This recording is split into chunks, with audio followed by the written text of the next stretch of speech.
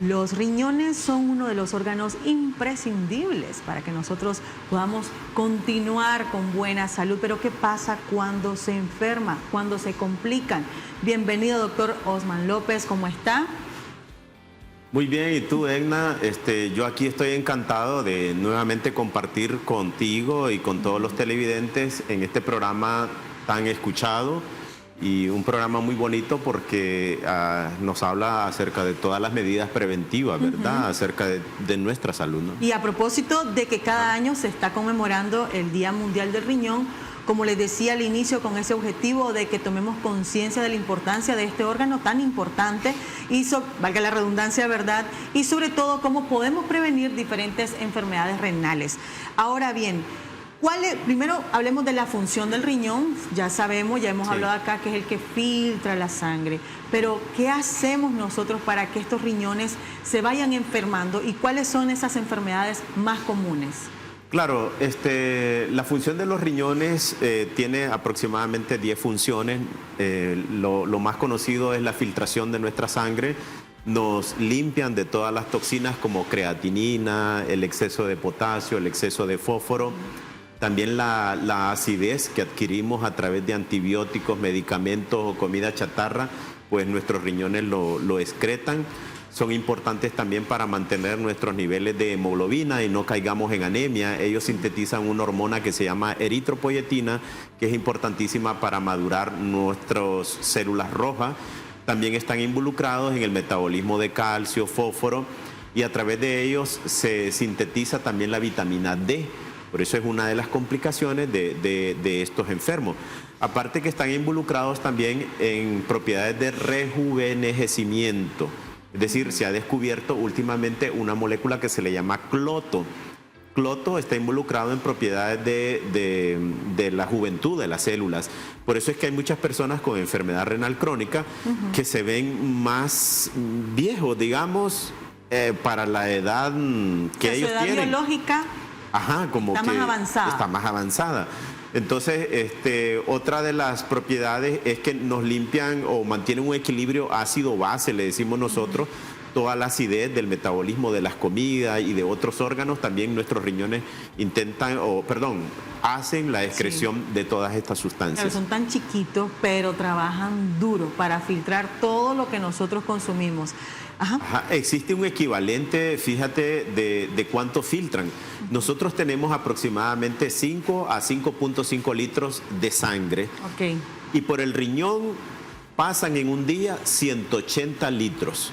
Significa que nuestros riñones limpian nuestra sangre 50 veces al día nuestra sangre. Así de tan importantes son. Imagínate con esas costumbres que tenemos, que lo primero que hacemos al levantarnos es el cafecito, y me incluyo, ¿verdad? Cuando lo que ellos necesitan en ese momento es la hidratación, el agua, para que puedan comenzar a trabajar el día limpio. Pues, exactamente, y en esta época calurosa, con mucha mayor razón, tenemos que estarnos hidratando constantemente. Más aquellas personas que trabajan en un ambiente caluroso, por ejemplo, los vendedores ambulantes, los trabajadores que hacen ladrillos, agricultores, las amas de casa que están en un techo que no tiene, ¿cómo se llama?, aire acondicionado.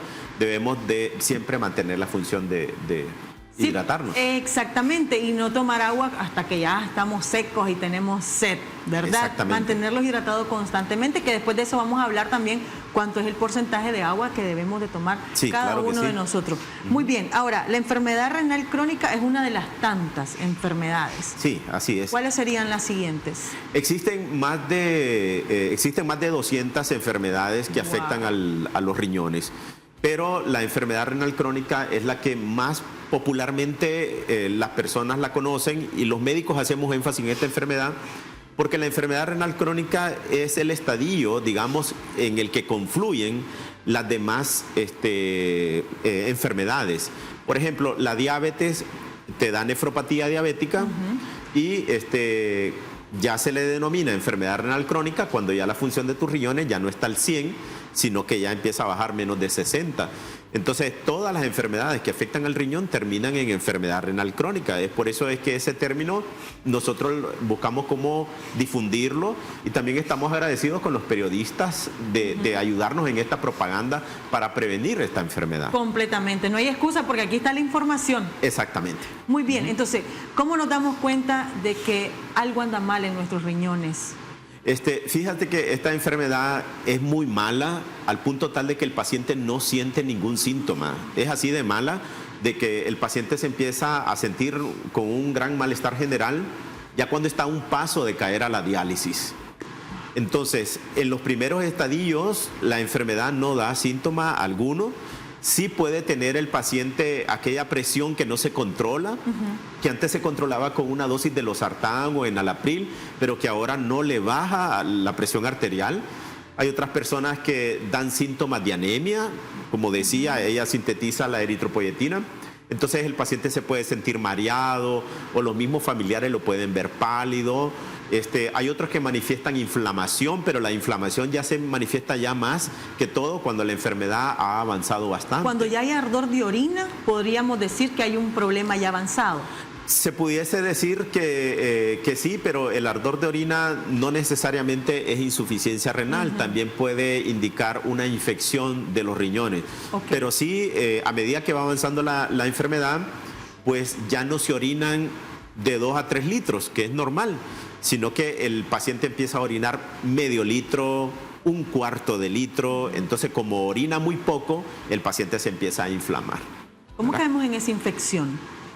En el caso de las infecciones, pues se deben hacer pruebas de laboratorio, principalmente examen de orina, urocultivo, para diagnosticar qué bacteria exactamente es la que está produciendo la infección y dar tratamiento apropiado. Pues claro, las infecciones también, si no se tratan adecuadamente, con el tiempo puede llevar a insuficiencia renal. Ok, bueno, esto tiene mucho que ver con los valores de la creatinina, ¿verdad? Hablemos de la creatinina. ¿Cuándo son sus valores normales y cómo nos damos cuenta también? Supongo que a través de un examen, sí, que estamos mal. En términos generales, la creatinina debe de estar en un valor menor de 1, 1.0, menor de 1. Si ya el paciente tiene 1.2, 1.3, entonces ya eso significa que la filtración de tus riñones está fallando. Yo le digo a los pacientes, si a usted se le aumentó en sangre la creatinina, significa que sus riñones no la están orinando adecuadamente. La creatinina es una molécula que procede de las proteínas, es un aminoácido y por lo tanto no está filtrando adecuadamente nuestros riñones. ¿Qué es lo que sucede? Nosotros a través de la creatinina calculamos algo que le llamamos filtración glomerular. En palabras sencillas significa el trabajo de los riñones. Debe de estar entre 100 a 120. Si la creatinina sube, significa que la función de los riñones viene hacia abajo. Entre más alta, más baja la función de los riñones. Entonces es como nosotros podemos detectar a través de la creatinina que ya existe la insuficiencia renal. Ok, ¿cuándo llegan a aparecer estos cálculos en los riñones? Los cálculos renales, pues aparecen en aquellas personas que tienen factores de riesgo. Por ejemplo, uno de los factores de riesgo de los cálculos renales es la obesidad. Okay. Las personas obesas por el metabolismo de la glucosa también influyen en la formación de cálculos renales. Aquellas personas que no se hidratan, hablábamos de que sustituyen el agua por el café. O la gaseosa. O la gaseosa, por supuesto. Ese es otro factor de riesgo. Las bebidas azucaradas llevan alta cantidad de fósforo. Entonces, esa cantidad de fósforo se une al calcio también y al oxalato y entonces empiezan a formar piedras, ¿verdad? Sí. Y nosotros, o yo le recomiendo a las personas de que para que usted no forme cálculo, usted debe de orinar entre 2 litros a 2 litros y medio. Pero para poder orinar esa cantidad, yo tengo que beber una cantidad mayor, ¿sí o no? Sí. Porque el resto lo utiliza el cuerpo para el metabolismo de otras funciones de nuestras células. Piedra es cálculo, ¿verdad? Piedra es cálculo, así es. Ahora, tiene diferentes tamaños, proporciones. Sí. ¿En algún momento se requiere cirugía? O... Exactamente, las piedras que están menor de 1 centímetro sí puede expulsarla el paciente con tratamiento médico, es decir, hidratación y pastillas que nos ayudan a expulsar los cálculos, menor de 1 centímetro. Pero si los cálculos están mayor de 1 centímetro, es muy difícil que vayan a salir. ¿Por qué? Porque el uréter, que es la parte anatómica por donde se excreta la orina de los riñones a la vejiga, el tamaño que se distiende lo más es 1 centímetro. Entonces por ahí la piedra, debido al diámetro, no pasa, entonces tiene que el paciente recurrir a hacerle una cirugía. Y puede provocar inclusive sangrados, ¿verdad? Puede producir sangrados, infecciones, dolor, y la enfermedad que estamos hablando el día de hoy puede llegar a producir con el tiempo insuficiencia renal también. Muy bien. ¿Un dolor de espalda podría ser un indicador de problema renal? Sí. Las causas que más producen, las causas renales, ¿verdad? Sí, que más producen dolores de espalda, los cálculos renales, las infecciones urinarias, ya cuando llega al riñón nosotros le decimos pielonefritis. Las pielonefritis también producen esos dolores. Los quistes renales también duelen, y más en aquellas personas que tienen una enfermedad hereditaria que le llaman enfermedad renal poliquística o poliquistosis renal. Muchos quistes. Un montón de quistes. Imagínate, Egna, de que cuando la causa es hereditaria y se le hace la nefrectomía, es decir, se extrae el riñón, puedes ver los riñones así como, y los quistes en forma de uva, como un racimo de uva. Sí.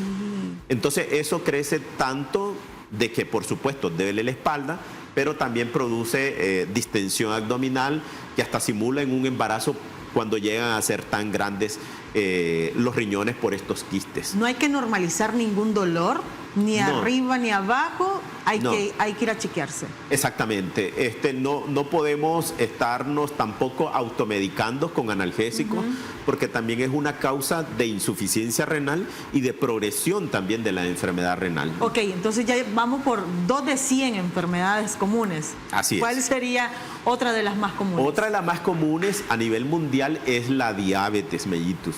La diabetes produce insuficiencia renal si no tienes tus valores de glucosa en rango. O sea, la diabetes comienza desde los riñones. Ahí digamos que se crea la diabetes. La diabetes se crea en el páncreas. En el páncreas, ok. Sí, en el páncreas. Quiero entender eso. Entonces, debido a que las células pancreáticas no están supliendo la célula de suficiente insulina, entonces no se baja el azúcar en sangre. Entonces, el paciente tiene el azúcar elevado en sangre y te va a afectar muchos órganos. Retina, ¿verdad? También corazón, riñones y las piernas, y entonces ahí vienen las complicaciones. No, doctor, y hay gente que incluso se vanagloria diciendo, no, si mis triglicéridos los ando en 900. Exactamente. Imagínense, pueden caer en pancreatitis. O hay personas que andan el azúcar en 300 o 400 y ellos dicen, no, si a mí no me da nada, tráeme la Coca-Cola. O el cafecito. O el cafecito. Pero entonces esto, como bien mencionabas, Egna, no debemos normalizarlo. Si el azúcar en ayuna, una persona lo mantiene arriba de 130, ya te está dañando el riñón. Total. Y si después de comer, por ejemplo el almuerzo, que es la comida más copiosa, 2 horas después de comer tu almuerzo, te mides el azúcar y 2 horas después de comer andas un azúcar arriba de 180, ya te está dañando los riñones. Todo comienza en el manejo del azúcar. Sí. Entonces, porque también, ¿cómo se bajan los triglicéridos? Los triglicéridos y el colesterol elevados es otra causa o otra enfermedad de insuficiencia renal. Si andas, por ejemplo, un colesterol arriba de 150, entonces ya tienes riesgo de insuficiencia renal. ¿Por qué? Porque nuestros riñones, como mirábamos en las diapositivas que pasó el canal, ¿no? Nuestros riñones están constituidos de bastantes capilares, es decir, de arterias y venas. Y allí en las paredes de las arterias y las venas se va a depositar el colesterol, se van a depositar los triglicéridos. Con el tiempo esas arterias se van haciendo más pequeñas, se van estenosando y entonces va generando va generando hipertensión y a la vez la filtración ya no es al 100, sino que se va perdiendo la filtración. Y ahí caemos en lo que estábamos hablando, la diabetes. Exactamente, es decir, la insuficiencia renal por diabetes. Por diabetes. Bueno, vamos a irnos a un corte comercial y después vamos a tocar el tema de qué pasa con esas personas que nacen con un riñón, que a esto se le denomina monorrenal, ¿verdad? Ya regresamos. Continuamos hablando de las enfermedades renales más comunes. Ahora bien, doctor, ¿la hipertensión está muy ligada a los riñones? Sí, claro que sí. La hipertensión a nivel mundial es la segunda causa de insuficiencia renal. Y por eso es que es el llamado a toda la población de que se esté midiendo la presión arterial. La presión arterial no da síntomas tampoco. Yo le menciono a los pacientes cuando estoy en la consulta, usted debe de tener en su casa un tensiómetro, ya sea digital o manual. ¿Por qué?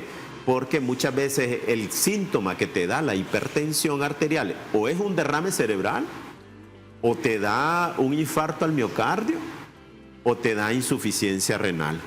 Entonces, también es otra enfermedad asintomática y una de las cosas que debe de conocer el paciente que para evitar que la hipertensión no te produzca insuficiencia renal, debes de mantener una presión arterial sistólica menor de 130. Si vas a un centro de salud y en el centro de salud te dicen, usted anda a 150, está mal controlado, ¿verdad? Usted tiene un mal control de presión arterial, por lo tanto debe de recurrir a un especialista que busque cómo ajustar el tratamiento, pero también ahí viene la importancia de los ejercicios, de bajar de peso y de tener una buena alimentación. Completamente, y aquí vamos a entrar a la sal. ¿La sal es el enemigo de los riñones? La sal es un gran enemigo de los riñones. También para poder controlar la insuficiencia renal debemos delimitar la sal en los pacientes.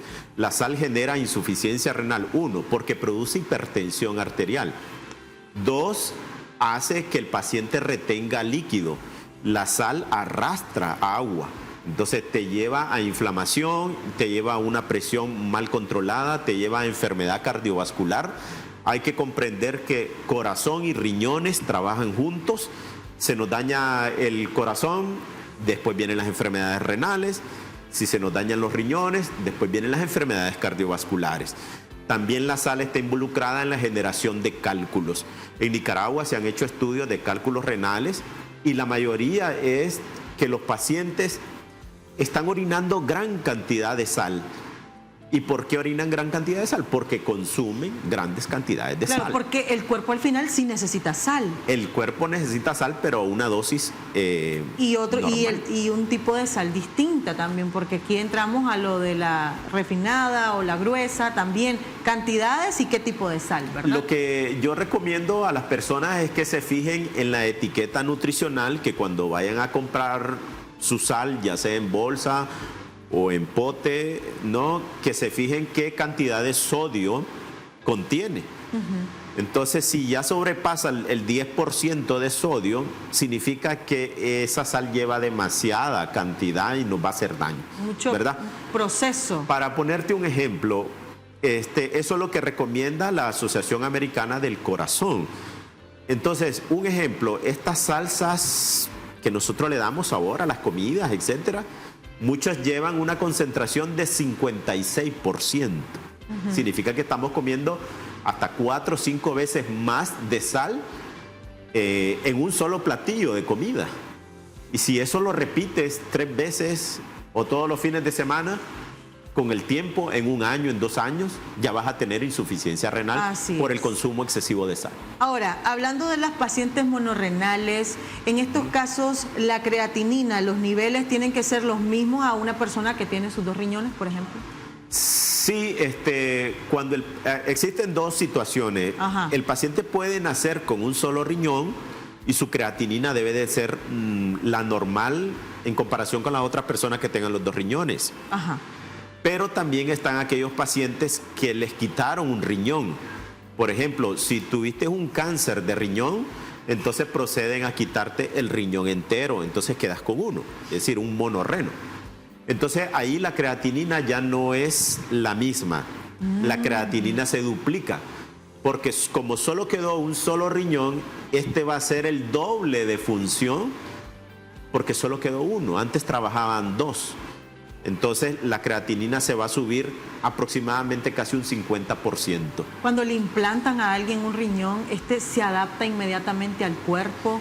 En los primeros minutos que se hace un trasplante de riñón, en el trasplante de riñón no se le ponen dos riñones al paciente, se pone uno. Uno, claro. Entonces él funciona como un paciente monorreno. Entonces, inmediatamente que se implanta el riñón, inmediatamente él empieza a generar orina. Y la generación de orina significa de que está empezando a limpiar la sangre. Y eso lo vemos nosotros en los quirófanos donde se le realiza trasplante renal a los pacientes. Lo vemos en el primer minuto de que se hace la cirugía, inmediatamente el riñón empieza a trabajar. Muy bien, ¿cuándo se cae en diálisis entonces? Ok, la situación de diálisis es cuando ya el paciente ya anda, decimos nosotros, la filtración menor a 15%, ¿verdad? Pero también hay que comprender de que no todos los pacientes, necesitan diálisis en su momento. ¿Cuándo mandamos a diálisis a un paciente? Cuando tiene signos y síntomas, cuando el paciente se siente realmente mal. Síntomas intestinales, por ejemplo, náusea, vómitos, no toleran la comida. Ellos dicen, me repugna esta comida, podrá ser la comida más rica. Cuando tienen manifestaciones cerebrales, por ejemplo, les da mucho insomnio, dificultad para dormir, o ven alucinaciones ya sean visuales o alucinaciones auditivas. No sé si has escuchado aquella frase que dice, yo escucho a los muertos o veo muertos. Esas son alucinaciones y también puede ser un signo de insuficiencia renal. Y capaz y te diagnostican con esquizofrenia. Ajá, y pueden ser tus riñones, por eso es importantísimo chequearte las pruebas, hacerte las pruebas de la función renal. He visto pacientes que les implantan como una manguera y andan orinando en una bolsita.